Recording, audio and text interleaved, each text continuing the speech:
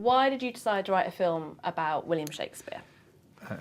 Because it was the best place to start. We wanted to do a historical comedy, and as our esteemed director pointed out, he said, well, let's start with Shakespeare, surely, because everyone knows who Shakespeare is. You don't have to do that. Because it's a caper, the film, there's so much sort of setting up of all these different plot strands to do that we didn't want to also having to be setting up a character and who he is and what he did. And as soon as you know the name, as soon as you say the name Shakespeare, you know what it was he did. But also he's kind of, the interesting thing for us as writers is he's got this sort of built-in black hole in his life where we know what he did in his early life to a degree, and obviously we know what he went on to achieve, but you don't know what sits between the two. And so there was this tantalising little gap into which we could put kind of anything, and we put that.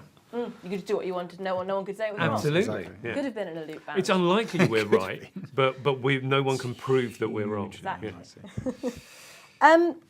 I know you undertook a lot of research, actually, although it was a black hole you were filling. I believe you visited the Shakespeare Birthplace Trust. We did, yeah, and that was a very interesting start to this journey, because we'd started to toy with the authorship debate, and that was very quickly shot down by them. They said, look, just forget it, and here's the reason why. And they just very succinctly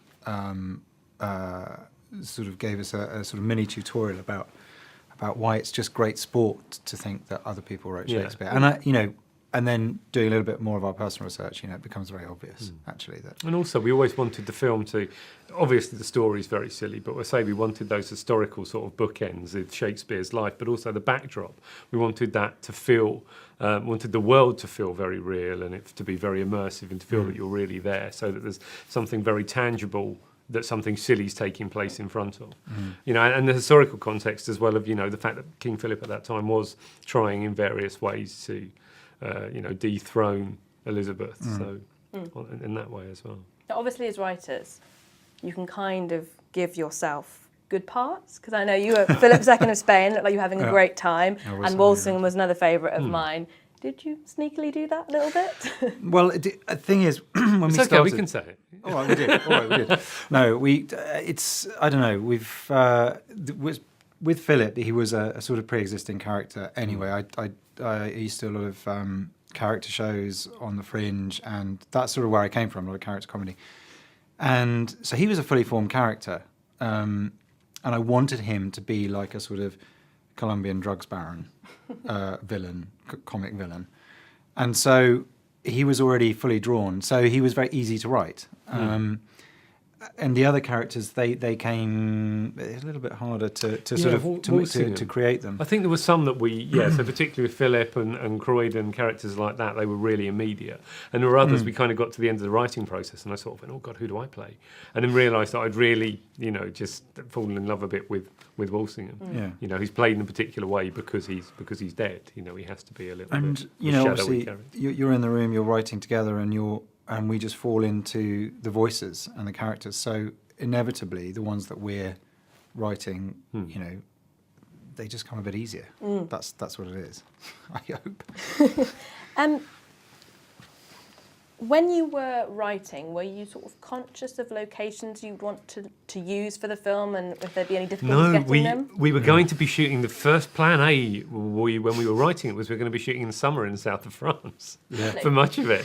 And we ended up shooting in February in North Yorkshire. So, which is more or less the same thing. But no, there were bits we kind of, we knew that we'd have to need somewhere to double for Westminster Abbey, which is very different now to how it was at the time. And so York Minster became Westminster Abbey. And suddenly just a number of locations started fitting into place around Yorkshire. And Screen Yorkshire helped us out tremendously. And sort of filming at Selby Abbey for our palace, and Castle Bolton out in the middle of the moors, which we were able to build a Tudor London, completely immersive Tudor London set inside a ruined castle. So but it's all very. It becomes very last minute, that process, because the script has to change as you're getting towards production. You have to sort of, the two go hand in hand. So you've got to, all the locations we thought out very carefully, but we didn't restrict ourselves. No. The song and dance is kind of a calling card almost. It's always in the Horrible Histories. Yeah. One of my favourites is the Highwayman. Yes. I love that one. So obviously there was the big song and dance at the end of Bill. Was that always going to be in? That was sort of a no question. No, I don't know. Actually, there needs to be. It's hard to, without giving too much of the plot away. There needs to be a moment in the film where one of the lead characters falls on their sword, and so we kind of needed a big moment which becomes a stumbling block. And we wanted to take in a number of themes through Shakespeare's work, but kind of conflate them into this one moment. And so it sort of then became the song. Yeah. It wasn't Sort of something we an easy went way in to get through it. Yeah, we didn't. It wasn't something we went into it trying to do. But Yeah. it just seemed to be the. But the it's right fun, isn't thing. it, to have a song at the midpoint of your movie, particularly as a comedy. Why And it not? was so much, And much then fun end to on a shoot nice those big bits. sort of song and dance. Yeah. That was always going to happen. Yeah, you just said Get that end on a Mortal song. Coil back. Yeah. Always.